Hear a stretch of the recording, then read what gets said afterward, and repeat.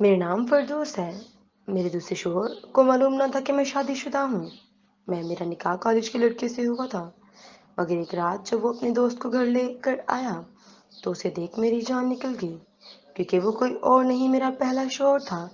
जब हम दोनों को आमिर ने देखा तो कहता, इश्क किस नंबर 24 का अगला हिस्सा। इससे तुम उसे मत बताना कि मैं आ रहा हूँ, वरना पता चला तो वो बदमाश वहां से भी भाग जाएगा।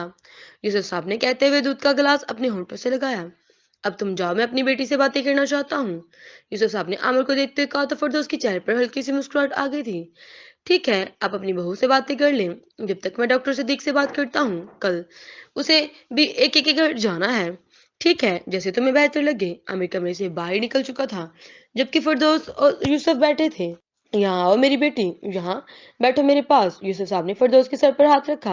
आमिर, तुम्हें खुश तो रख रहा है ना बेटा? किसी किस्म की कोई शिकायत है तो तुम मुझे बताओ, फिर देखो मैं उसकी तबीयत कैसे दुरुस्त करता हूँ। नहीं नहीं बाबा, कोई शिकायत नहीं, वो बहुत अच्छे हैं। पक्की बात है ना, अपने शोर की साइड तो नहीं ले रही? तुम परेशान तो नहीं करता तुम्हें ये? नहीं बाबा, कोई परेशानी नहीं है। वो मुझे बिल्कुल परेशान नहीं करते, बहुत खुश रखते हैं।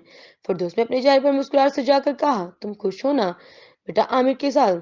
इस सब की बातों पर फिरदौस की आंखें नम होने लगी। अब वो इन्हें क्या बताती कि उसके दिल में सिर्फ और सिर्फ अली खाबर बसता है। अली खाबर के अलावा वो जगह, वो रुतबा और दर्जा किसी और मर्द को अपनी जिंदगी में नहीं दे सकती।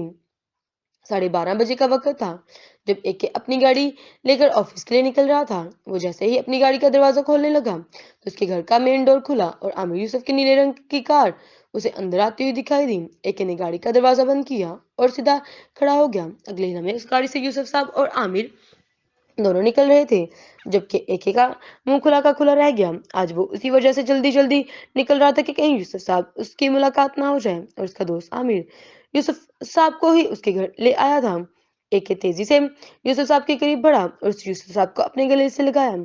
साथ ही साथ आमिर को भी उसने एक नजर देखा, जैसे कह रहा हूं कि तुमसे ज्यादा कमीना दोस्त मैंने आज तक नहीं देखा। अस्सलाम वालेकुम यूसुफ अंकल, कैसे हैं आप? तबीयत ठीक है आपकी? एके ने खुश दिली से देखते हुए कहा, बेटा मेरी तबीयत बिल्कुल ठीक है, लेकिन तुम्हारी रिपोर्ट्स के बारे में कल आमिर ने मुझे बताया, और जो तुम लापरवाही कर रहे हो वो भी, और मुझसे भी भागने की कोशिश कर रहे हो ना, कि कहीं मेरी अगर तुमसे मुलाकात होगी तो तुम्हारी लंबी क्लास ले लूंगा, इसलिए भागते हुए फिर रहे हो ना मुझसे। ना मेरी कॉल का जवाब दे रहे हो ना मैसेज का, इसलिए मैं खुद घर आया हूँ। अरे नहीं नहीं अंकल, ऐसी बात नहीं है, वो बस मैं थोड़ा मसरूफ था, इसी वजह से मैं माफी चाहता हूँ। खैर कोई बात नहीं, मैं तुम्हारा पीछा करते हुए आमिर के साथ यहाँ आ गया हूँ, और मजे की बात, डॉक्टर सदीक भी मेरे पीछे ही आ रहे हैं। लो आगे वो भी। थोड़ा आ जाओ अंदर। राज, तुम काम पर थोड़ा सा देर से जाना, जब तक मैं तुम्हारी क्लास अच्छे से तरीके से ना ले लूं। यूसुफ साहब ने एक एक के कंधों पर नरमी से हाथ रखा और फिर उसे अंदर ले गए, जबकि आमिर के चेहरे पर मुस्कुराहट थी। वैसे मेरे बेटे, तुम्हारी एक बात तो माननी पड़ेगी, तुमने अपना घर बहुत हसीन बनवाया है, लेकिन इस घर में बस एक चीज की कमी है, और वो है कदर तुम्हारी बीवी की। फिलहाल मेरा शादी करने का किसी किस्म का कोई इरादा नहीं है। अगर नहीं है तो इरादा कर लो। कब तक यूं ही रहोगे तुम, और कब तक इसकी यादों में अपने आप को बर्बाद करते रहोगे बेटा? नहीं अंकल, मैं जैसा हूँ वैसा ही बहुत खुश हूँ, और मैं कुछ भी बर्बाद नहीं कर रहा। यूसुफ साहब तकरीबन 3 से 4 घंटे एके से बातें करने के बाद वहां से जा चुके थे। आज शाम उनको जाना था। वो यहाँ सिर्फ 2 दिन के लिए आए थे, जिसमें से एक दिन उन्होंने फिरदौस और आमिर के साथ गुजारा था और दूसरा एके के साथ। ये सब एके का ड्राइवर घर छोड़ आया, जबकि आमिर उसके पास था। शाम हो गई। शाम के बाद अब दोनों का डिनर प्लान था। इसमें कोई शक नहीं था कि तुम अपना घर बहुत ही हसीन बनवाया है, बहुत ही खूबसूरत तरीके से डिजाइन किया है तुमने अपना घर।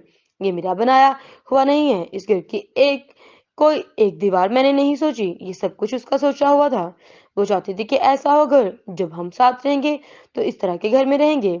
उसे ये जगह बहुत ज्यादा अच्छी लगती है।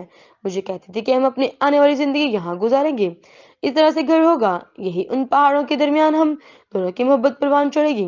वो कहती थी कि हमारा घर इस जगह पर बदना, जहाँ पर ऊंचे पहाड़ों के ऊपर सफेद बर्फ जमी हुई हो, बड़े बड़े पत्थर हों जिनके ऊपर पानी गिरता हो, दिलकश आवाज पैदा होती हो। ये सारी चीजें सिर्फ और सिर्फ उसकी मद्देनजर रखते हुए मैंने बनाई हैं। डॉक्टर कहने को तो मैंने यहाँ पर अकेला रहता हूँ, लेकिन मैं तुम्हें बता नहीं सकता कि मैं उसे इस घर में ना जाने कितनी बार देखा है, खाते पीते चलते फिरते सोते ہر جگہ مجھے صرف اور صرف وہی نظر آتی ہے اور صرف صرف اسی کا احساس ہوتا ہے۔ تم نے مجھے ہمیشہ اپنا پورا گھر دکھا رہا ہے سوائے بیڈ روم کے۔ اگر وہ تمہیں دیکھنے کی خواہش رکھتے ہو تو پھر تم اس خواہش کو چھوڑ دو، کیونکہ میں تمہیں وہ نہیں دکھا سکتا۔ وہ کیوں؟ کیونکہ میں نے ہر جگہ اس کی تصویر لگائی ہے اور وہ ہر وقت میری آنکھوں کے سامنے رہتی ہے، اور میں نہیں چاہتا کہ اسے میرے علاوہ کوئی اور دیکھے اور دیکھ کر اس کی خوبصورتی کی تعریف کریں۔ اسے دیکھنا، اس کی تعریف کرنا صرف اور صرف میں اپنا حق سمجھتا ہوں۔ بہت خوش نصیب ہے وہ لڑکی جسے تم جیسا پیار کرنے کو والا ملا تھا، لیکن تم دونوں کی قسمت نے تم دونوں کے ساتھ بہت بڑا ظلم کیا، ملا کر بھی جدا کر دیا۔ وہ دونوں باہر کھلے ریسٹورانٹ میں بیٹھے ہوئے تھے، کیک کے 2 پیس اور گرما گرم کافی ان کے دونوں کے درمیان رکھی ہوئی تھی۔ میرے گھر کب آ رہے ہو تم؟ کب سے میں تمہیں دعوت دے رہا ہوں، لیکن تم ہو کے آنے کا نام ہی نہیں لے رہے۔ آ جاؤں گا تمہارے گھر پر بھی، ابھی تھوڑا مصروف ہوں، اسی وجہ سے میری بیوی کو یہاں لے آئے ہو۔ کافی ٹائم ہو گیا ہے مجھے تمہیں ملوانا اپنی بیوی سے۔ انشاءاللہ تعالی جلدی چکر لگے گا۔ ایک نے بات ٹالی، میں تو کہہ رہا ہوں کہ ویکنڈ پر آؤ، 2 دن بہت مزہ آئے گا، دونوں دن ہم خوب انجوائے کریں گے، ساتھ ہی ساتھ جنگل کی سیر پر چلیں گے۔ وعدہ کرو مجھ سے تم اس ویکنڈ پر میرے گھر آ رہے ہو اور 2 دن کے لیے رکنے والے ہو۔ تم جانتے ہو کہ میں بہت مصروف ہوتا ہوں اور ویکنڈ پر نہیں آ سکتا۔ یار ایک تمہارے ساتھ مسئلہ کیا ہے؟ میں جب بھی تمہیں آنے کا کہتا ہوں تم کوئی نہ کوئی بہانہ بنا دیتے ہو، اس لیے میں کہہ رہا ہوں کہ وعدہ کرو مجھ سے، پھر تمہاری رپورٹس آنے کے بعد ہم ڈاکٹر سے دیکھ کے ساتھ نکل جائیں گے امریکہ تمہارا علاج کے لیے۔ پھر کہاں وقت ہوگا ہمارے پاس گھومنے پھرنے کا؟ ہاسپٹل کی شکل دیکھنی پڑے گی، صرف ڈاکٹرز کی، اور کبھی تو میرے کوئی بات مان لیا کرو۔ میں تمہیں 100 بات مانتا ہوں، لیکن تم میری ایک بات بھی نہیں مانتے ہو۔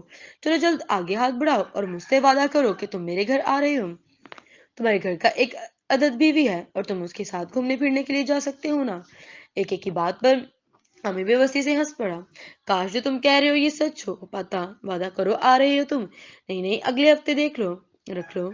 اس ہفتے مجھے کچھ کام ہے اور مجھے امی سے بھی ملنا ہے۔ یہ ہفتہ بڑا مصروف جانے والا ہے اور 2 دن کے بعد میں یہاں سے نکل جاؤں گا امی سے ملاقات کے لیے۔ ٹھیک ہے، تو پھر اپنی امی کو میرا سلام کہنا، اور اگلے ہفتے تم میری طرف آ رہے ہو، وہ بھی رکنے کے لیے پورے 2 دن۔ اور اگر تمہیں اپنی دوائی نہیں لے کر آئے تو میں تمہارا منہ توڑ دوں گا۔ ویسے احتیاطاً تمہاری دوائیاں میں نے اپنے پاس بھی رکھ لیتا ہوں، کیونکہ مجھے پتا ہے کہ تم ایک انتہائی نالائق انسان ہو۔ اس معاملے میں تمہارا جو دل چاہے تم کرو ڈاکٹر۔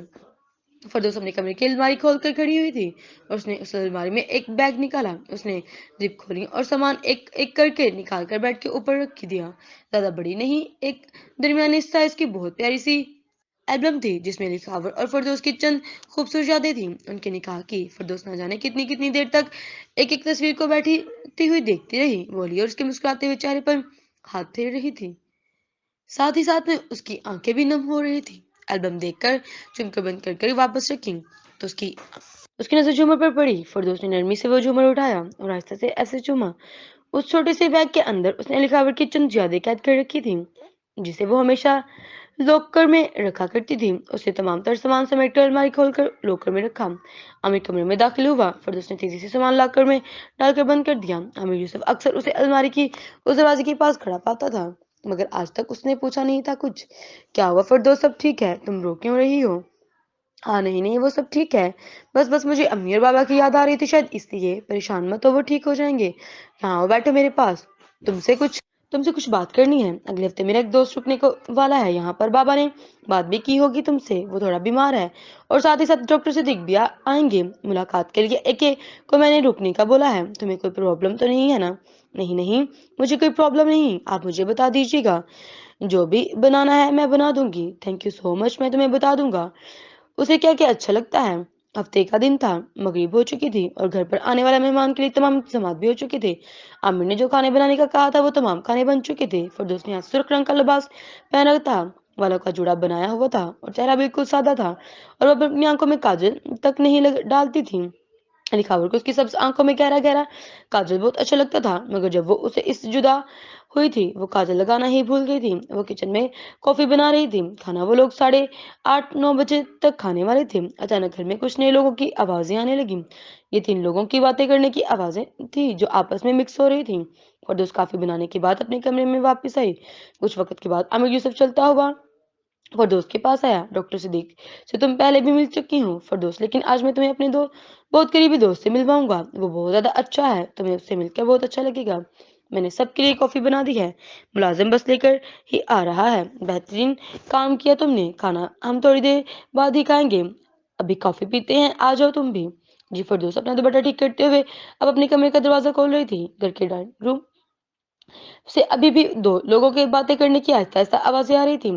आवाज बहुत ज्यादा तेज नहीं थी, वो पहचान पाते कि किसकी आवाज है। रूम के दरवाजे पर पहुंचकर उसने एक नजर आमिर को देखा। फरदौस के सामने जो सोफे पर रखा हुआ था वो सोफे की पिछली साइड थी, जो फरदौस की तरफ थी। वो देख नहीं पाई कि कौन बैठा है। आमिर फरदौस का हाथ थाम कर उसे अपने साथ ले जा रहा था। बस अब एक ही कदम का फासला रह गया था। जब आमिर ने एक नजर एक एक को देखा, एक एक उनसे मिलो, ये है मेरी वाइफ। एक ने अपनी गर्दन मोड़ कर देखा तो उसे सिर्फ और सिर्फ आमिर का ही चेहरा नजर आ रहा था। यह है मेरी वाइफ फरदौस, आमिर यूसुफ। एक लम्हे के लिए लंबे लड़के के चेहरे पर जो मुस्कुराहट थी वो तेजी से गायब हुई। उसे यूं लगा जैसे कोई पहाड़ अचानक टूटकर उस पर आ गिरा हो। वो जैसे अचानक समंदर की लहरें काफी ऊंची उठी हूँ और फिर तेजी से थम गई हूँ।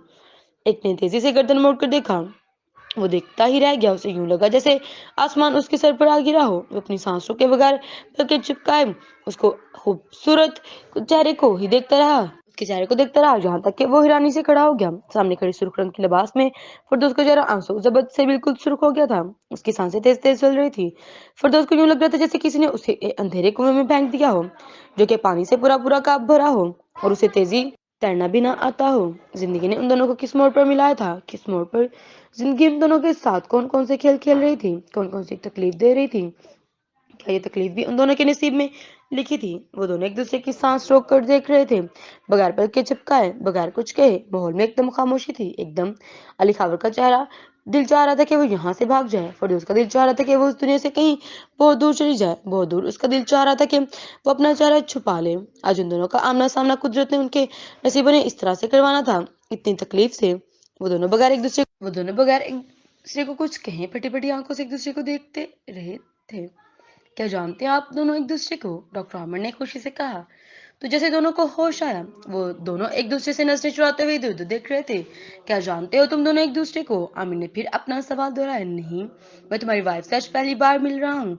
अली खावर ने अपने आप को पुरस्कुन और नॉर्मल करते हुए कहा। ये वही एक है जिसके बारे में मैं तुम्हें बताया था, मेरा खास दोस्त। आप लोग बैठकर बातें करें, मैं काफी भिजवाती हूँ। बकैया हिस्सा बाद में शेयर किया जाएगा, जारी है।